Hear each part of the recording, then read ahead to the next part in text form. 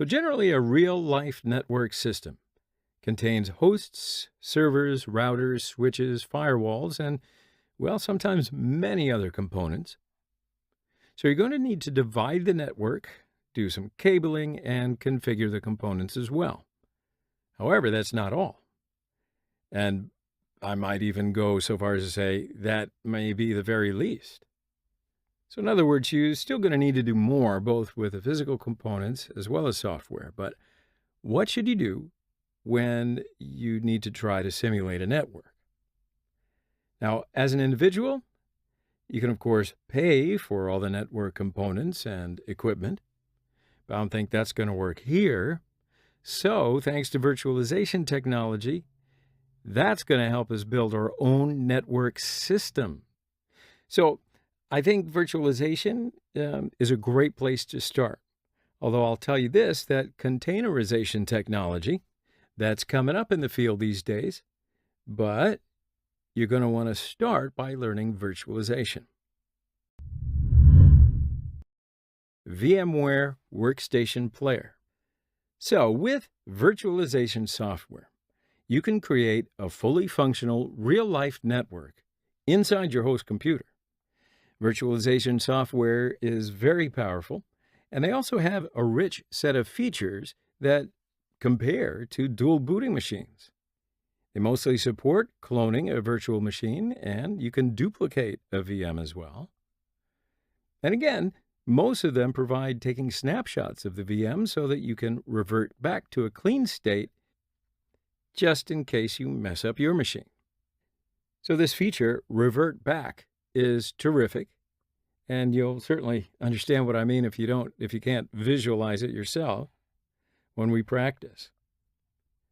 Now, another great feature is the ability to be able to change the size of the virtual disk, the RAM, number of processors, and so on.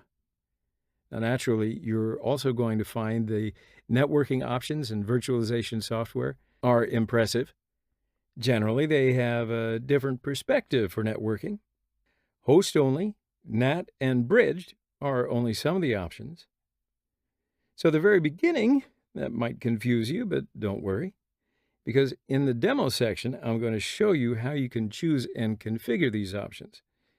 Now, you're also going to be allowed to enable some additional features, such as copying and pasting text between the host and the virtual machine, as well as improved graphic performance and synchronization of the clock.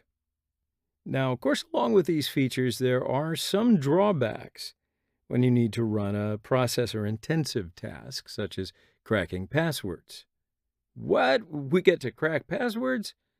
Remember, this is ethical hacking. But we don't need to use that much processing power in the lab itself. So anyway, in this course, you can use VMware Workstation Player as a desktop virtualization application. So it is a virtualization software package for 64-bit computers running Microsoft Windows or Linux. It's available for free for personal use, and it's supplied by VMware Inc. Now, VMware Player can run existing virtual machines as well as create its own. It uses the same virtualization core as VMware Workstation. So VMware Inc. does not formally support the player, but there is an active community website for discussing and resolving issues.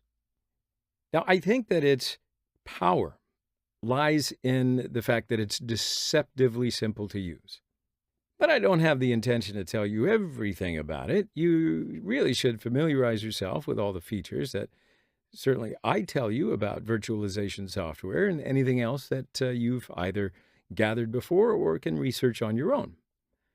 But for now and for this course, let's go ahead and install it, and then we can have a quick look at the tool. So open up your favorite browser and type VMware Workstation Player in the search box. And click the first link to go to the download page. And you can see the latest version here is version 15. So we're going to use this version. And if you scroll down a little bit, you'll see the download options for the major host systems. Click on the option which is suitable for you. So, of course, what I mean by the host is what your main operating system installed is on your computer. Now, here I'm using Windows 10 as my host, so I'm going to download the Windows option. But you can instead download for Linux if you are indeed using the Linux operating system. So, okay, let's save the file, and the download has started. Now go to your Downloads folder, and let me just close the browser, and double-click on the exe file, and the installation will start in a few seconds. Now, the installation process, of course, is very easy. Just click Next. Okay, read the license, please, as you always do, I'm sure. Then accept the license agreement. Click Next again. And I don't want to install this feature, so I'm going to leave it unchecked and click Next. Good. Now, also, I'm going to uncheck these fields and click Next again. Next. And now I can finally click Install. Now, it's not going to take that much time to install, just a few seconds. And there it is. The installation has finished. Now, you can also provide a license if you have one, but we're not going to need a license. We're just going to use it for personal use only, and click Finish. All right, so now you're done, and I'm going to close this window, and then here on my desktop, there's a shortcut for the Workstation Player. So I'm just going to open Workstation Player by double-clicking on it. And like I said earlier, the first option is good for us. Click Continue. All righty then, so this is the Workstation Player window. There it is, in all its glory. That's what it looks like. Very simple, yet very powerful.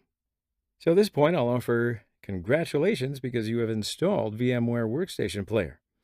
I want you to play around, be familiar with some of the menus before you start hacking, okay?